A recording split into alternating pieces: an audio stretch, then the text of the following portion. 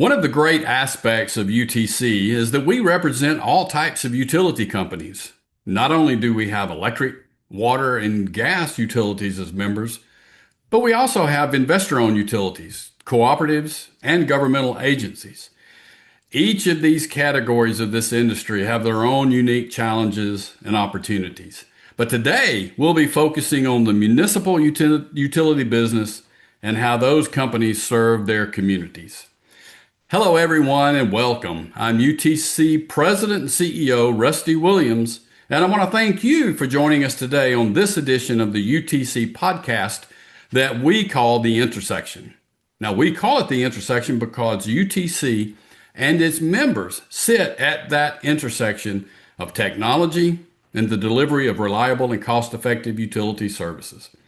Today, we're happy to have as our guest Emeka Anyanwu.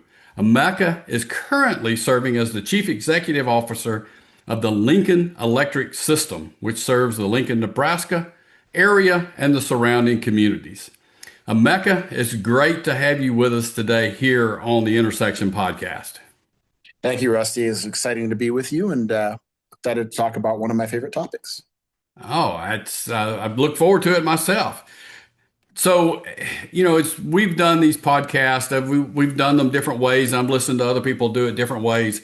But what I'd like to do is I like to have the guest introduce themselves, right? I could sit here and read your bio, which is an impressive bio, but why don't you give us your recap, your thoughts about your career, describe your history and kind of what got you to this point in your career.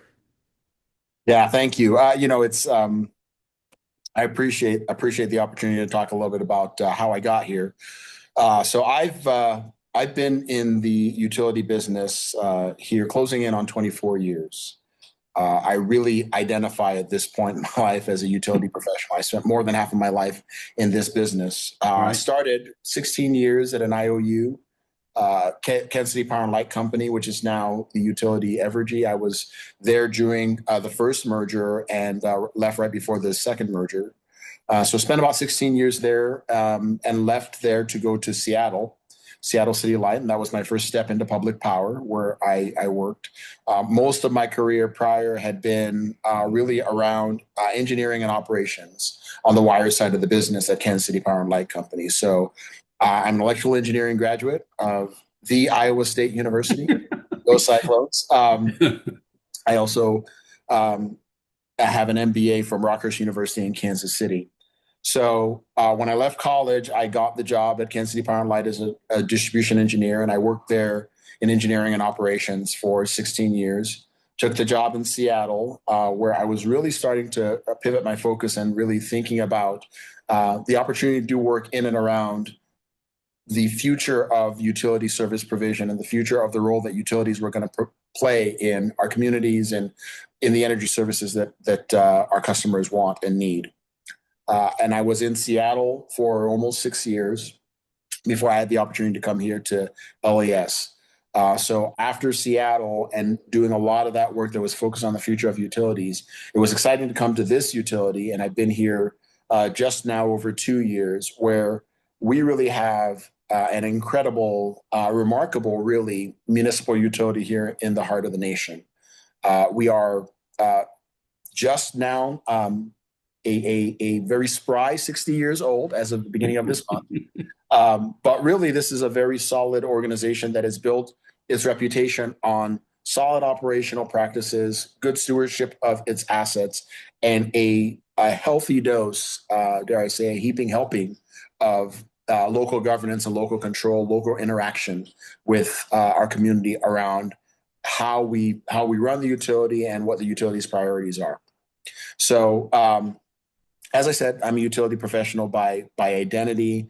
I really sort of connect with the mission of what our industry does, and it's been consistent across the span of my career, where we are focused, obviously, on energy services that facilitate the quality of life that our communities need. And that's kind of how I got here.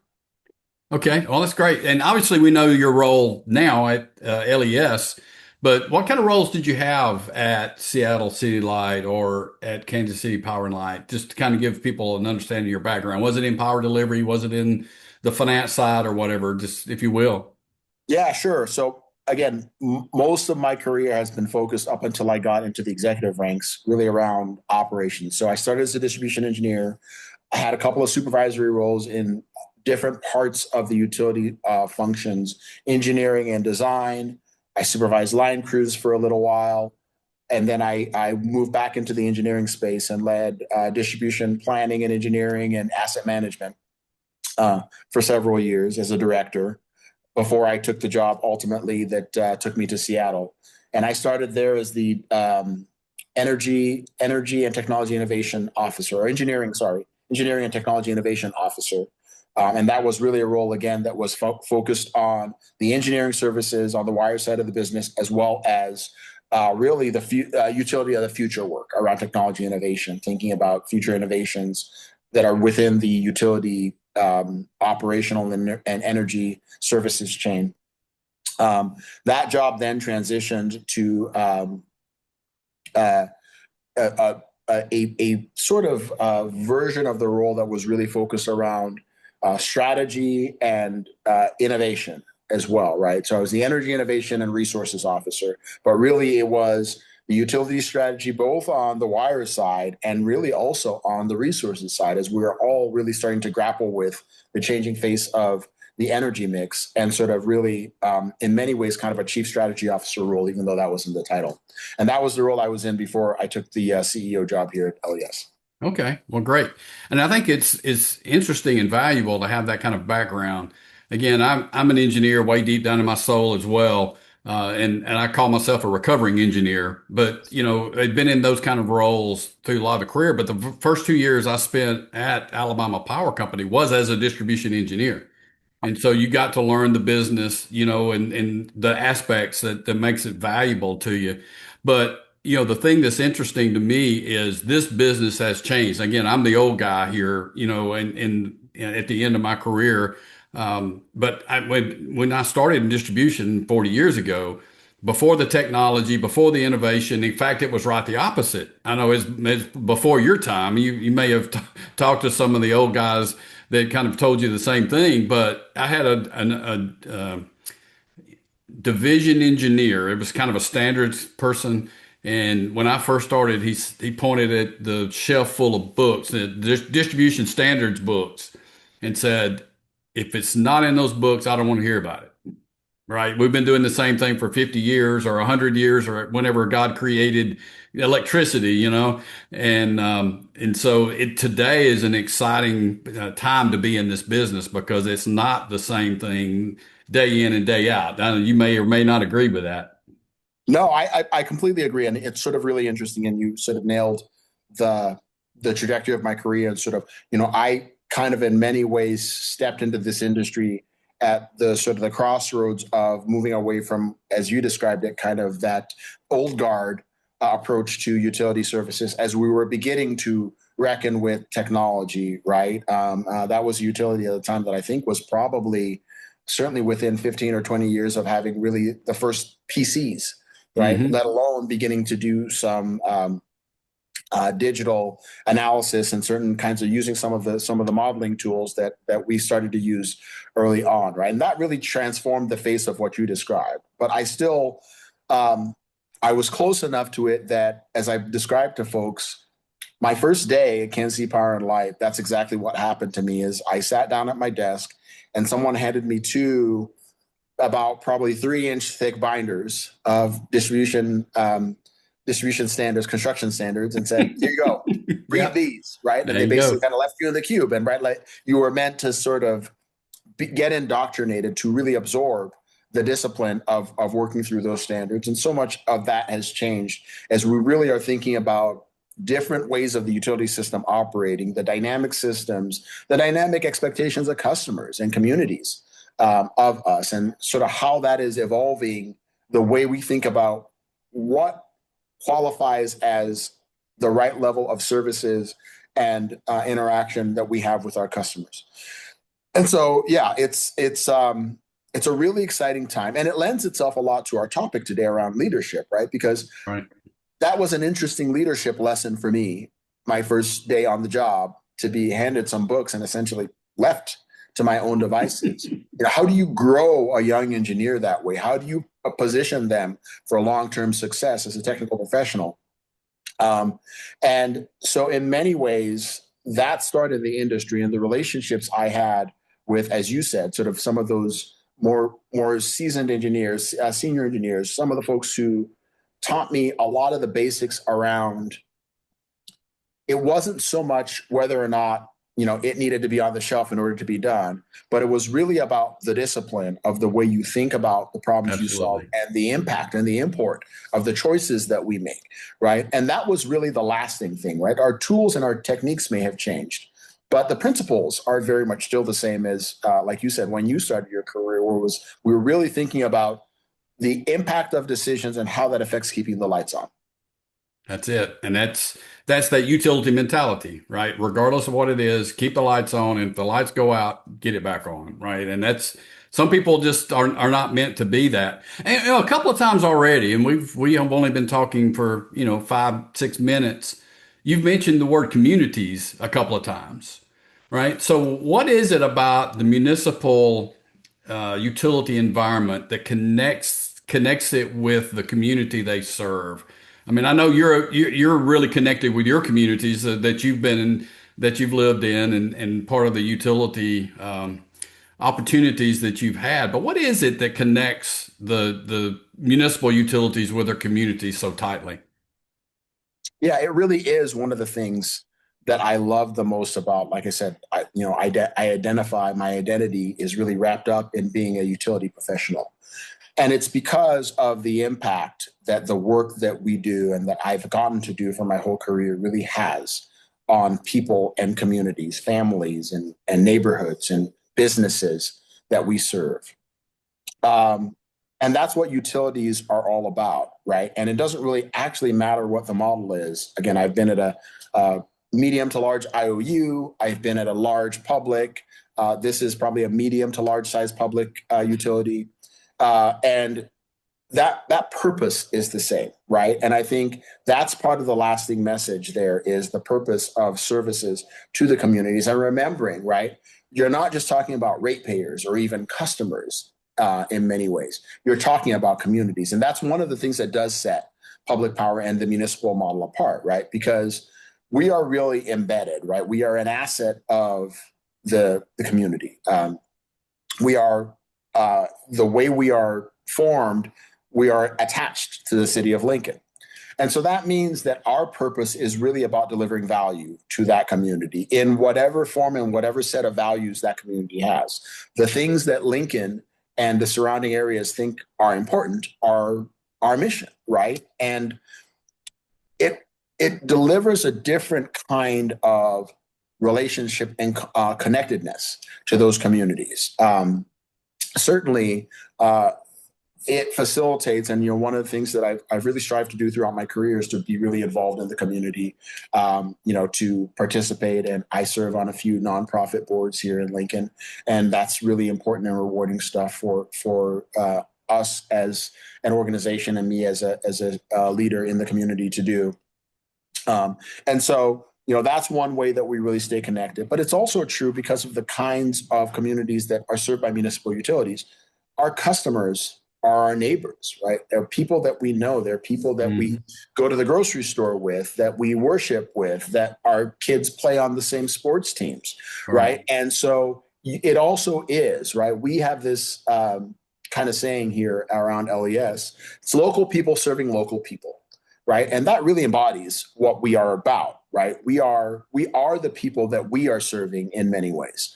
And it creates, like I said, a connectedness. It creates a relationship, and it creates a real understanding that the quality of community and the quality of life in community that we help create is basically a story that we get to tell. It's basically a mission that we get to design for ourselves. And the better the LES employees do their job, the better it impacts the community itself, right? I mean, you're providing an engine for the Lincoln and surrounding area. And whether you're talking about economic development or you're talking about, just quality of life or whatever, then I think that's a piece of it as well. I love the local people serving local people. I love that phrase, and that's exactly what it is, right? So when you go around, and we all, as we network professionally, we have different associations that we are participating in. And I know for you, there's, APPA and, the state level organizations and other things. But as you talk to your counterparts, the other CEOs, whether it's for IOUs or cooperatives or whatever, how is their life different or how is yours different from theirs? You see a lot of the same issues and a lot of the same challenges, or is it really different between the different segments of the industry? Well, I think there's a lot that's the same, and yet there are some really important differences, right? So the part that's the same, again, it's that underlying purpose, right?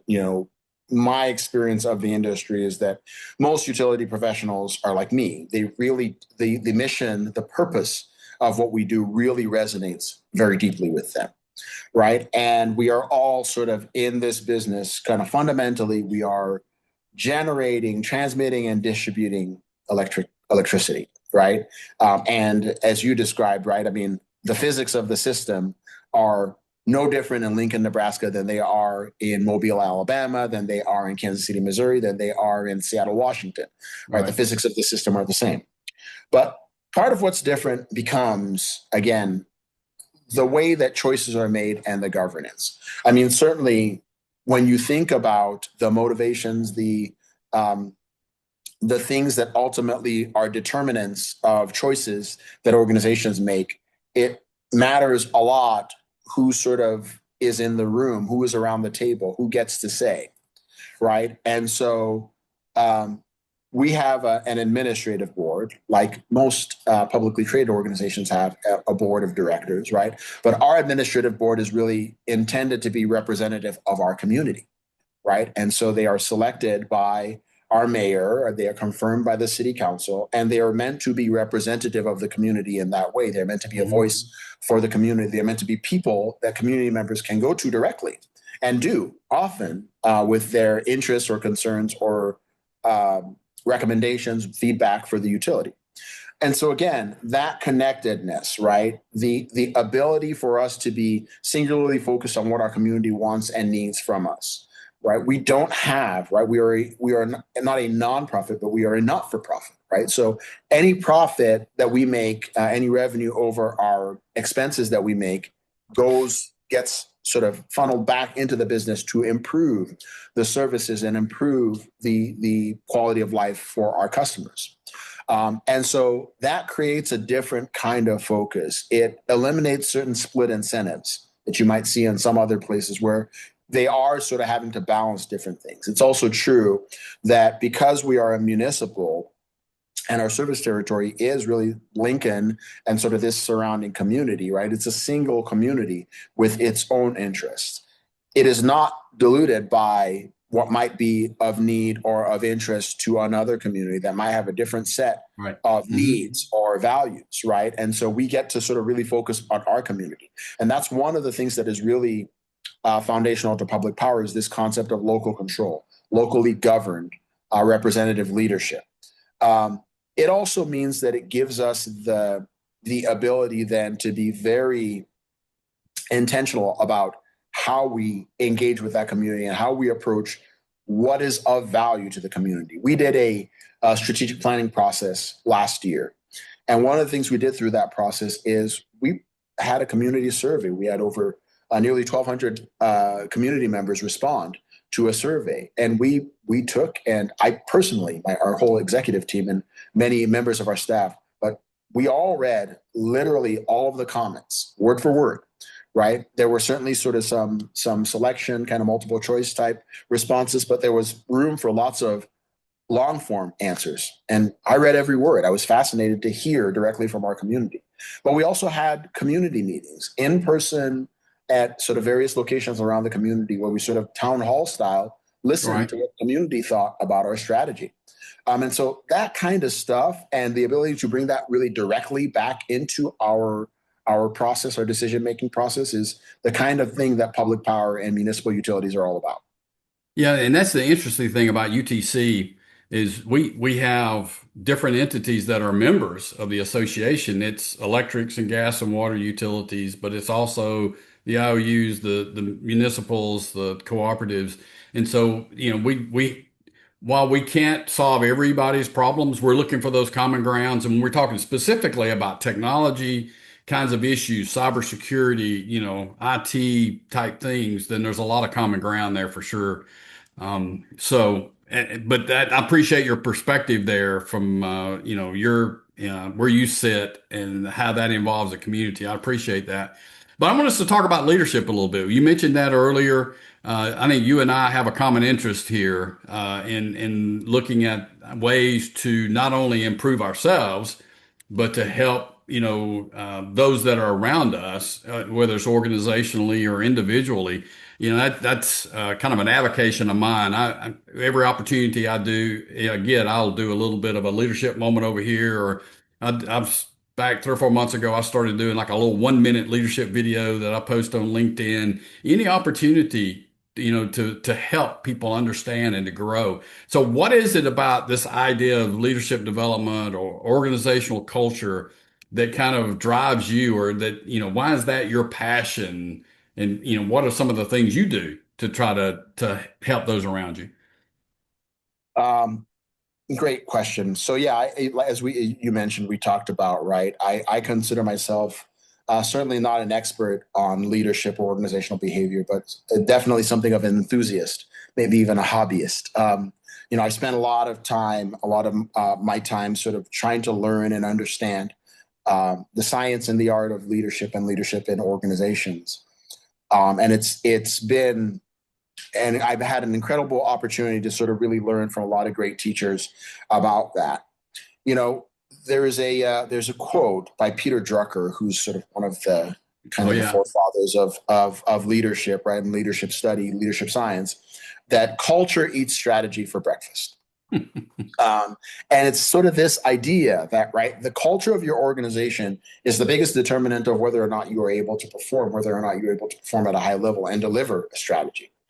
And one of the biggest determinants of culture, and there are lots of polls and studies that have been done on this. I think there's a kind of a seminal one that was done by Gallup that talks about how the biggest determinant of people's kind of happiness in the workplace is their leadership, right? People, the culture of your organization is defined by how people are led within your organization, Hmm. and that's sort of a foundational principle for me as a leader and as a CEO.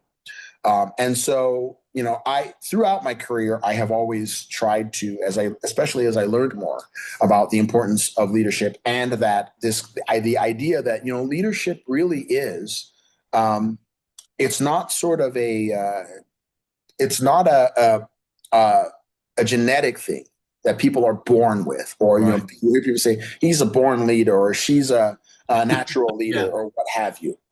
It certainly can be true that people may have natural traits that Correct. give them an aptitude for leadership. But leadership at its core is fundamentally a set of skills, right? And it's also sort of a commitment to be a certain way and to deliver things that may not be asked of others, right? And so, because leadership is a set of skills, it's a set of skills that can be learned, Hmm. right? And it is not it is the kind of thing, therefore, like any skill, right?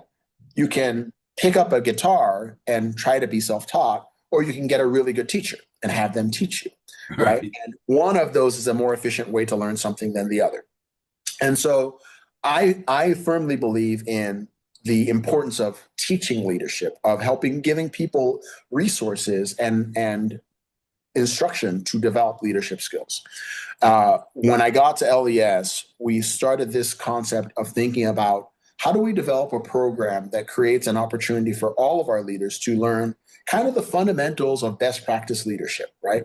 What are the things that have been learned? I referenced Peter Drucker earlier, right? Like, there are lots of people who have been studying leadership for a really, really long time.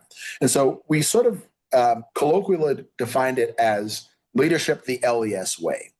And it isn't because the LES way is sort of some novel thing that is in the water here in Lincoln, Nebraska. It's that the LES way is going to be to do our best to embody the best practices of leadership that have been developed over the years. And so we created this program called Wired for Success, which is our kind of our fundamental leadership program for all people leaders in the organization. And it sort of mirrors what I've done throughout my career, which is really invest in people getting formal training in leadership as a discipline. I'm trained as an engineer, as are you, Rusty. Um, but when I got out of engineering school, nobody trained me how to be a leader, right? And so one of the things I fundamentally believe is that you can teach that and should teach that. It's one of the duties you have to people who are entering leadership as an organization. And so investing in that over time has been something that I've done, and certainly something that we've carried forward here in LES. And along the way, I do what you do, right? I talk a lot about leadership. The Wired for Success program actually has a about an hour and a half long session where I personally talk to all of the employees going through the program about leadership and the things I've learned, the things Yeah. I'm still curious about, the things I'm still learning about leadership. And it's a great way to just reinforce the importance of that leadership study and recognizing that leadership is its own discipline. In addition to being an engineer, being a leader is its own discipline to be learned and to be a place to grow. Yeah, and you mentioned Peter Drucker. I'm a big John Maxwell fan. You throw in the name, but Stephen Covey.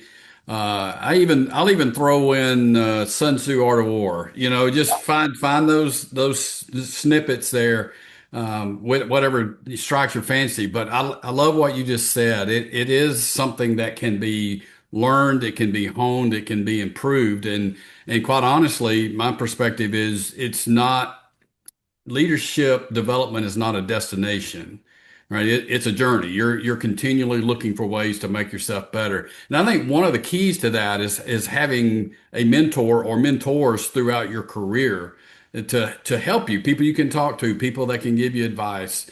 From where you sit in your career, you said you're 25-ish years into your career. What piece of advice would you give someone that is early in their career or they have their first supervisory kind of job? What kind of advice would you give them? Yeah, I mean, I think it sort of goes back to what we were just talking about. I think it's important to recognize a couple of different things about leadership. One, leadership is a discipline unto itself. You shouldn't take for granted the need to learn the skills that go with leadership and that help you be an effective leader. I think the other thing is just recognizing a real appreciation for what the commitment of leadership is, which is that you are committing to do and be responsible for and to act in ways that may not be asked of people who haven't chosen people Hmm. leadership, right?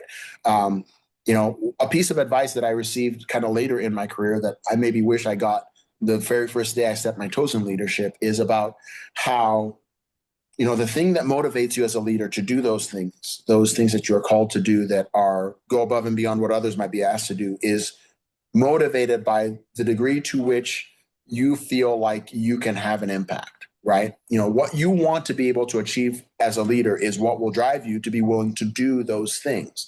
And, learning that in many ways sort of changed the way I thought about leadership. It wasn't about, again, I talked about the natural aptitude. It wasn't about the things that came naturally to me. It was about my motivation for what I thought leadership could mean and be to my employees, to my organization, to my community, right? To the community around that I have had the fortune to lead as a nonprofit leader as well. So it's really important, right? Mentorship is really important, as I'm sure you know.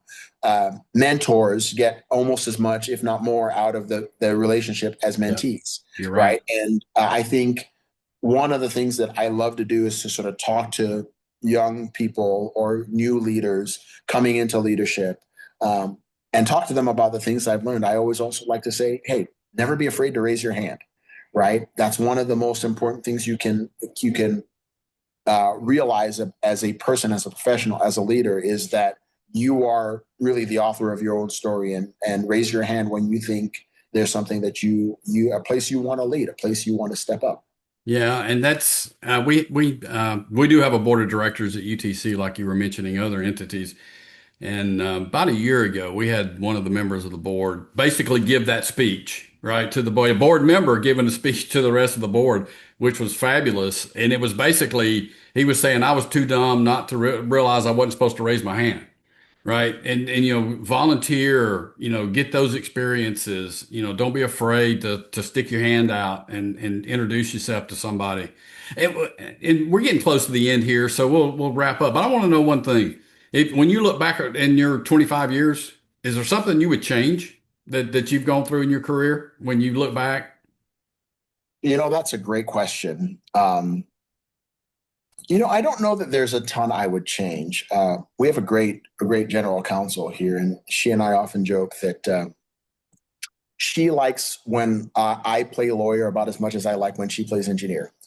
Um, One of the things that I've always been really, really fascinated about is sort of the concepts around the law and business law and regulatory law and some of the things and some of the ways that influences the way we do things here. I've often thought from time to time that I would have loved to have studied law more closely. That's sort of one of those kind of road not taken type deals. In terms of what I would change, I don't know that I would change a lot because I've been really fortunate in my career. I've had the opportunity to do a lot of really interesting work, really impactful work. I've been fortunate and blessed enough to be in an industry, again, where that purpose really is very clear and very profound. I remember one of my experiences, and this is a great thing, this is a great leadership lesson too. Nothing is a more powerful motivator and inspiration for followers than purpose, helping people see purpose, helping them Right. see the mission in the work, right? And that's a thing that I've really been fortunate to have throughout my career. When we were all living through the COVID pandemic, you know, I thought myself very fortunate to be one of those people who instantly knew when I woke up every morning and jumped on my virtual at the time, of course, given the state of the world at the time, to my virtual sort of platforms to do work. Now, what I knew every moment, from the moment I logged on to the moment I logged off, was that I was helping to sustain the quality of life for folks who are going through a really difficult time, right? That Right. kind of mission and purpose is really impossible to replicate. But if you can establish purpose in your career and in your life, I think that's one of the things that leaders can really bring to the table to help people see purpose and direction in their work. And that's something that I've been fortunate. So I wouldn't change a lot about my career. I think I've been very fortunate to have one where I've gotten to do a lot of pretty neat stuff along the way. Yeah. And I'm one of those people who believe that, everything we do makes us who we are. I had a supervisor a long time ago that had used the phrase "everything's grist for the mill." It's everything we have gone through, it makes us who we are. And if you change those two things, what does that do to the space-time continuum? I don't know, but it's there may be things in my past I'm going, was that really a good decision or not? From a career perspective, but we are where we are, and we just kind of have to look at it that way. Man, Emeka, we could go on for a couple of hours here talking about this. This is great information. And I look forward. We're going to be together in the coming days at our Region 6 conference there in Overland Park. We're going to have a good time there. We're going to have an executive panel with Emeka and some other folks. So look forward to spending some time face to face with you. And thank you for taking some time with me today to just answer the questions and talk to us here on the Intersection Podcast. Yeah, thank you, Rusty. It's been a real pleasure. Like I said, one of my favorite topics, really two of my favorite topics, right, which is the utility industry and leadership. I'm excited to be back in Overland Park, quite literally some of my old stomping grounds when I was a field supervisor for Kansas City Power and Light. That was my assignment. It was right there in Overland Park. So spent a lot of time in that area and excited to be back. Well, that sounds great. All right. Well, thanks for being with us. Thanks for listening to this edition of the Intersection Podcast. I hope you'll subscribe and be on the lookout for our future monthly episodes. And I look forward to seeing you down the road.